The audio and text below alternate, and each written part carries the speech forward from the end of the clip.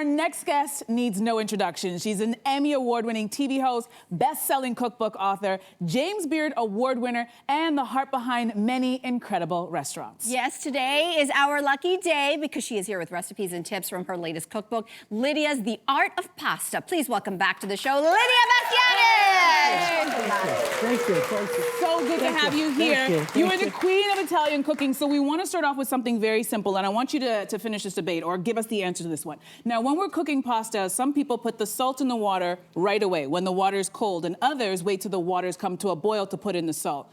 Which way is the right way, Lidia? When you're ready to put the pasta, just before the water is boiling.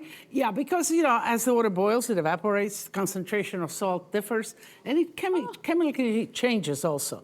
So let the water boil. And then put the salt Throw in. the salt and then the pasta. Okay, now we know. Okay, all right. All right. We sorted that out. Settled. Okay, everybody write that down. Yep. What do you say to people who throw their water out and they drain the pasta? Oof. What do you say to people who just let that water go down the drain? Well, no, don't do that. Save some. Because when you're, let's say, what I recommend is you cook your pasta, you have your sauce. You take a little bit of the sauce in a pan, not all of it because I don't like smothered pasta. Okay. Okay. So you put the pasta, the best thing is really to fish it right out of the water, not even drain it. Because you're right there, you put it right into your sauce, and you finish cooking. Cooking it always a little bit al dente, Yes. so you finish cooking in the sauce. Okay. And then, you know, sometimes somebody's late for whatever, for the table or whatever, you have to wait a little more, it dries out. Instead of running for more sauce or butter or oil, a little bit of the pasta water, just to kind of loosens everything up and makes it Nice. These are gems. Okay. So we have some delicious food here. We're gonna start off with a classic, spaghetti and meatballs. Sure. Now, most people, I understand, deep fry their meatballs, but you don't do it that way. How do you cook your meatballs? You know, that's a preference, but it's maybe a little bit healthier. Okay. But there's different ways. Some people just roll their meatballs and throw it right in the sauce, and that's okay too. Yeah. And some people fry it. And some people dive right in, but okay. Mel's already eating, go ahead. I'll talk. They said we could. Yeah. Some people fry them. And some people even roll them in flour and fry them. And that adds, you know, a little flavor. It sort of seals it. The idea is so the meatball doesn't fall apart. Okay. But also the flour that you flour releases in the sauce and it kind of makes the sauce a little creamier. Okay. I like it in the oven because I get the effect of the crunchiness on the outside. It seals the meatball. And it's not fried in a sense. A little bit healthier. Yeah. And A little then bit healthier. And then you throw it in the sauce and let it finish Can we cooking. talk about the sauce? Sure. What is Lidia Bastianich's tip for the best sauce? Well, sauce, you know, there's all different kind of sauce, but let's go to marinara. It's the simplest sauce. It has 3 ingredients. Well, oil, good olive oil, number 1, garlic, sliced lot of garlic, and the tomatoes. The tomatoes, I like the plum tomatoes. You know, the long one, kind of the sexy tomatoes. Sexy, the sexy one. Well, you had that guy on before. The sexy, we're talking about good-looking guys. Yes. Oh, Chef Dino. Oh, I talk about good-looking tomatoes. okay. I'm with that. A sexy tomato. Who doesn't want a sexy tomato? There you go. But it's good, you know, the San Marzano tomatoes, and they're kind of plump and all that. And they're good, I'll tell you even why they're the best. Okay, tell because me. they have a thin skin, Okay. a lot of pulp, not too much juice. Okay. So it disintegrates in your sauce, not too much juice, you don't have to cook it too long. Yeah. And very little seeds. Seeds have tannin and make it bitter. Yeah. So you take those plum tomatoes, I crush them by hands nice. So garlic, oil, those tomatoes in there. Yeah. So a little salt. I put a little peperoncino. Okay. And I like to put in a whole kind of sprig of basil. You throw that in. yes. Fresh. Because, you know, when you throw basil in the sauce, it changes color. So throw the whole thing, let aroma out, and then when you're finished, the whole thing of marinara should take, once the sauce boils, no more than 20 minutes. It's the easiest, the fastest. That's right. Yeah, and you pull that branch, out. the branch out, and then you're ready good to to go. dress whatever and add some fresh basil. Done. So that is the Love it. classic. The next one that you've made for us is a chestnut pappardelle with wild mushrooms. Ooh. Can you tell us about this? Well, that's a fall dish, certainly. The mushrooms are in. You know, the use of different. So this book, Sorry. It's really good. I'm sorry. You're listening. I'm listening, Lidia. Go ahead. Sound effects are good. Yeah.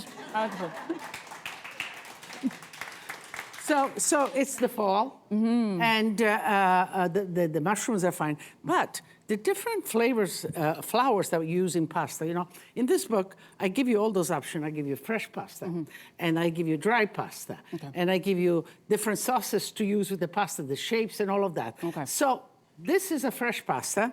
The spaghetti is a dry pasta. Okay. The fresh pasta is made with chestnut flour. Now, you know, people didn't always have enough of anything to eat, so whatever they could make into flour, chestnuts, chechi beans, all of rice, everything, that's all good to make flours. Okay. So chestnuts, but chestnuts give it a really delicious. Did you hear me? It's very delicious. She's not lying, it's so good. A little sweet. Yeah, a It's little sweetness to it. It tastes So so good. good. Yeah, and it's light, Yeah, it's beautiful. All right, so our final dish, you've brought a cavatappi mixed with herb, pesto, and broccoli. Did I say that properly? Cavatappi. Brava. Okay, good. Brava. Good job. Cavatappi. So good. We're going to Okay. try it while you talk about it, if that's So okay. cavatappi means screwdriver. And the pasta really, I'm used to handling with my hands. No, you can do whatever you want here. So this is the screwdriver, and it has a nice name. You know, there's more than 300 different shapes of dry pasta. I did not know that. All kinds. But it's important because the shape and the thing absorbs the sauce. So this is a simple sauce made out of spinach, a pesto, you know, put it in the food processor, raw. A little bit of garlic, oil, a little bit of pine nuts. If you don't have pine nuts, walnuts are fine. Almonds are fine. And you render it into this pesto. You cook the pasta separately in this, and what you do is that you throw the broccoli's or any vegetable you do while the pasta is cooking, right in that water. You don't have to put a separate or cook or whatever. So you let the vegetable cook with the pasta, it flavors the pasta, and then you just take it out and you dress it with the pesto. Pesto should not be cooked. No. No. I mean, no, because you want the freshness. The freshness.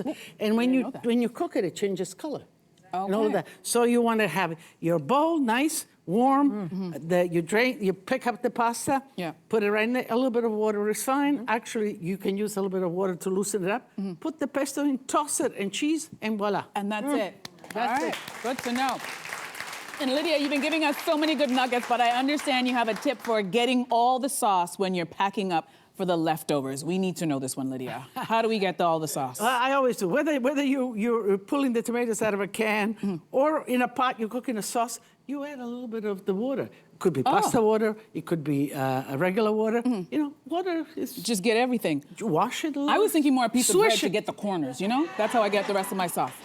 That's a good tip. Right? That's a good tip. Well, Lidia, this is why we love having you here, because the food is phenomenal every you. time. Thank you. so Thank you. much. Thank you. Okay, this it is called Lidia's The Art of Pasta. It is available now, but our studio audience is very, very lucky today. You're going home with your copy today. Hey, you, come a bit closer. We've got so many more must-see interviews, spicy debates, lifestyle tips, and pop culture moments. So subscribe to our channel by tapping the logo below and don't miss out.